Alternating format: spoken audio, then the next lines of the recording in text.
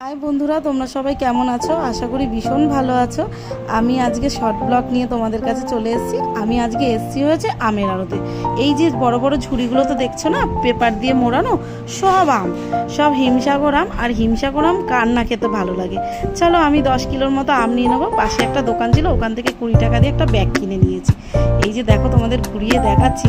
সত্যি আমের গন্ধে না এখানে ময় করছে, ভীষণ ভালো লাগছে, মনে হচ্ছে সব নিয়ে চলে যাই।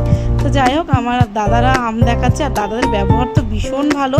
বলছে অনেকটাই কমে আমি পেয়েছি, 60 টাকা কেজি আম পেয়েছি আমি। দেখো আমের সাইজগুলো সত্যি দেখে খুব লোভ হচ্ছে। কে না বলো হিমসাগর আম ভালোবাসে। যাই হোক, আমি আর একটা ঝুড়ি থেকেও আম দেখছি, আমগুলো তোমাদেরও দেখাচ্ছি, তোমরাও দেখো। এই সাইজগুলো বেশ বড় বড়। যাই হোক, আমার 10 কিলোর মতো আম নেওয়া হয়ে গেছে।